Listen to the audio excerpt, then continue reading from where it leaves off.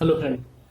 अभी हम second part पर है। पहले पार्ट में मैंने आपको बताया था कंपनी हमें क्रिएट कैसे करना है, और कंपनी क्रिएट हो चुकी है। अगर जैसे हमने यहाँ पे बनाया था, अभी हमने जो बनाया था उसको ला लेते हैं। ठीक है,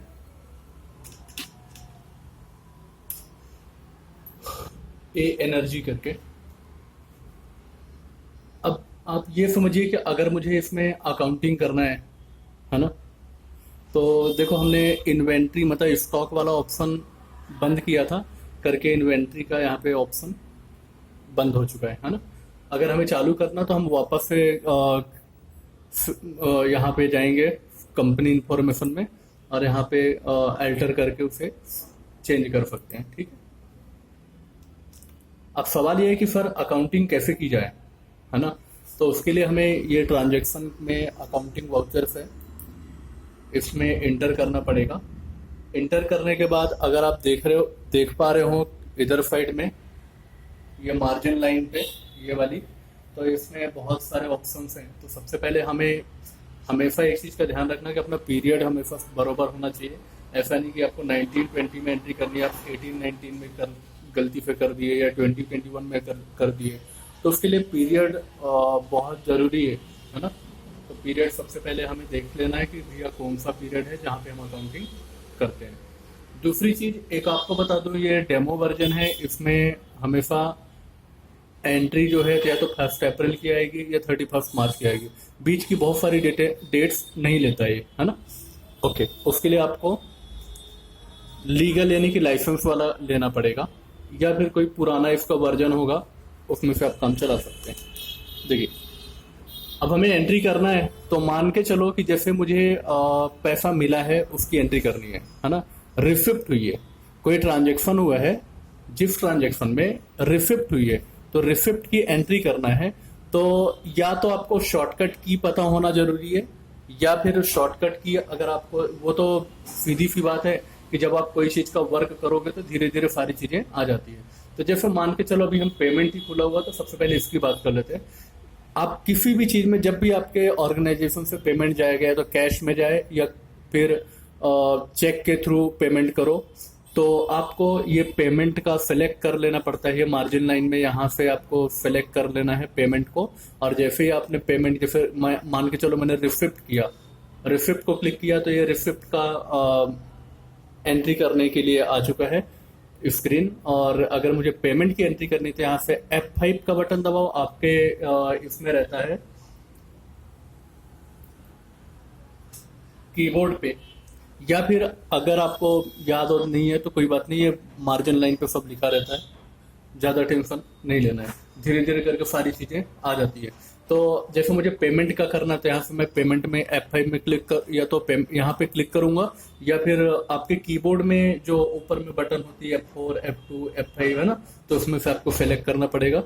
तो जैसे मान लो मुझे पेमेंट का करना है, तो F5 दबा के मैंने यहाँ पे आ चुका हूँ। अब मुझे पेमेंट करना है ना, तो उसकी पेमेंट कर चुका हूँ, उसकी एंट्री पास करनी है। तो एंट्री पास करने के लिए आपको पहले से पता होना चाहिए कि इसकी एंट्री क्या होती है। सर मान लो कि जैसे सैलरी का पेमेंट किया, तो क्या एंट्री होगी, salary account debit to cash या बैंक अकाउंट। अब यहाँ पे हम वैसा पास नहीं कर सकते, है ना।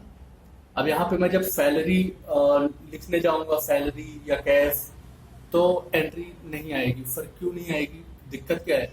दिक्कत ये है कि मुझे जो एंट्री पास करना है, जैसे कि मेरा अकाउंट बैंक ऑफ इंडिया में है, तो मुझे बैंक ऑफ इंडिया नाम का एक अकाउंट चाहिए एंट्री पास करने के लिए, और दूसरा कौन सा चाहिए, सैलरी अकाउंट। तो मुझे एंट्री पास करना salary account debit to bank, लेकिन अभी तक सैलरी और बैंक ऑफ इंडिया ये शब्द इसमें फीड किया हुआ नहीं है।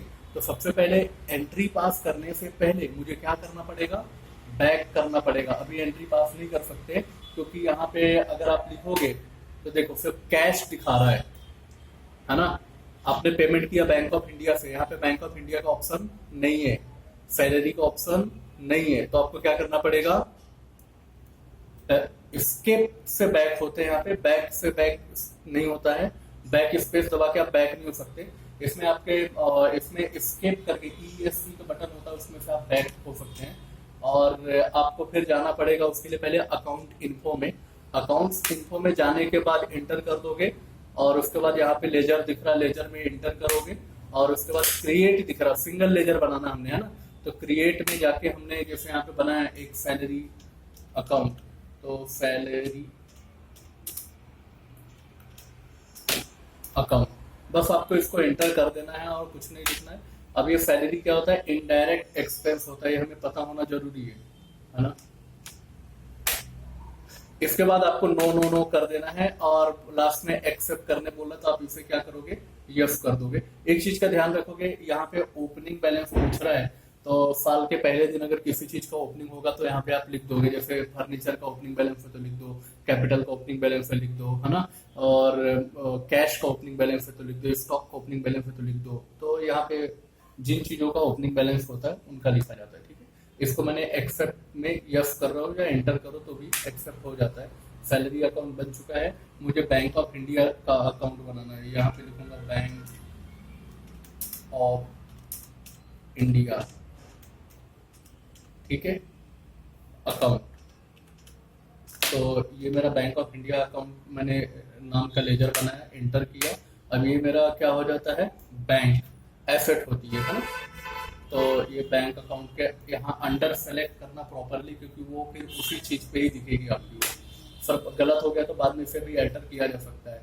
अब यहाँ पे इफेक्टिव डेट रिकॉन्सिलिएशन वगैरह के लिए पूछ रहा है ना, तो हम बराबर तारीख उसकी सब डाल के रखेंगे।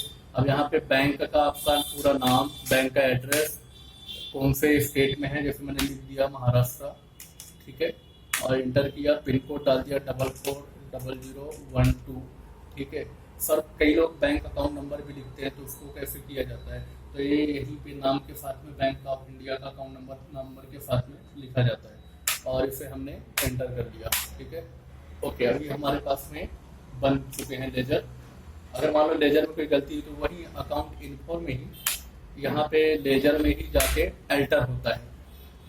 अभी हमारे पास में कौन कौन से अकाउंट बने हुए देखना है तो डिस्प्ले में जाके देख सकते हैं, और अगर हमें बनाना है तो क्रिएट में, और अगर हमें लेजर में कुछ गलती हो गई है तो उसे चेंज करने के लिए हम क्या करेंगे, अल्टर में जाके और उस लेजर को चेंज कर देंगे, ठीक है। जैसे बैंक ऑफ इंडिया चेंज करना है तो इसमें जाके मैं चेंज कर सकता हूँ, है ना। ओके, अभी मुझे एंट्री पास करना है तो उसके लिए अकाउंटिंग वाउचर में जाऊंगा, और यहाँ पे आ गया। अब मैं एंट्री पास कर सकता हूँ, तो जैसे मान लो डेट 1 अप्रैल 2020 में मान लो रहने दो। अभी मैंने यहाँ पे लिखा बैंक ऑफ इंडिया, तो ये देखो बैंक ऑफ इंडिया आ गया, है ना। अब यहाँ से मैंने सैलरी का पेमेंट किया, ये देखो सैलरी दिख रही है। अभी 2-3 अकाउंट ही है ना, यहाँ पे फिर बहुत सारी चीजें दिखेंगी, तो आपको प्रॉपर सेलेक्ट करना है। यहाँ पे इस चीज का थोड़ा ध्यान रखना पड़ता है। और यहाँ पे अमाउंट डाल दीजिए, जैसे आपने 20,000 पेमेंट किया है तो लिख दिया आपने 20,000 का पेमेंट किया, बस। और कुछ नहीं, इंटर करके आपको नीचे आना है, और ये चेक वगैरह क्या है, सारी की सारी चीजें आपको डालनी है, ठीक है, चेक नंबर वगैरह। और उसके बाद नरेशन में आपको लिखना है, क्या लिखेंगे, being salary paid by cheque, जो भी आपका नरेशन रहेगा। और इसे आप एंटर कर दोगे, एक्सेप्ट करने बोल रहा, आपने एक्सेप्ट किया, यस हो गया, आपकी जर्नल एंट्री इसमें पास हो गई, ठीक। और दूसरी चीज ये है कि उसी तरह से आप यहाँ पे देखो F4 लिखा हुआ है कॉन्ट्रा, इसमें सिर्फ हम कौन सी एंट्री लेते हैं, हम कैश जमा किया बैंक में, या बैंक से कैश निकाला, या एक बैंक अकाउंट, मेरे पास 2 बैंक अकाउंट है तो एक बैंक अकाउंट से दूसरे बैंक अकाउंट में ट्रांसफर किया। ऐसे 3 तरह की एंट्री इसमें रिकॉर्ड होती है, ठीक है। कौन कौन सी, कैश बैंक में, या बैंक से कैश में, या फिर एक बैंक अकाउंट से हमारे ही दूसरे बैंक अकाउंट में, ठीक है। तो वो वाली एंट्री हम कॉन्ट्रा में लिखते हैं।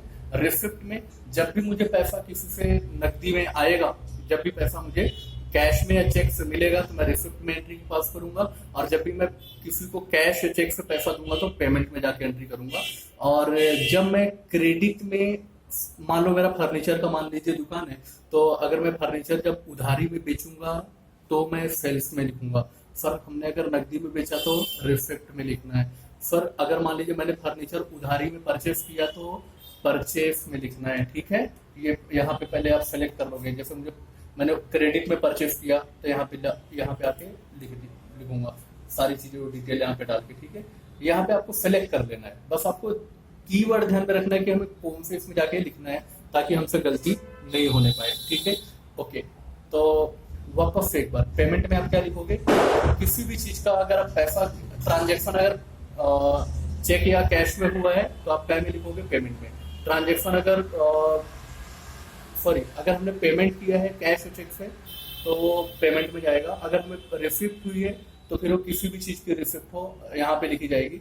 सेल में क्या लिखेंगे, only credit sales of goods. Sir अगर हमने एसेट क्रेडिट में सेल किया तो वहां नहीं जाएगा, कहाँ जाएगा सर, जर्नल में, ठीक है। तो धीरे धीरे आप सारी चीजें आ जाओगे। अगर आपको इस चीज का अच्छे से नॉलेज रखना है तो सब्सिडियरी बुक नाम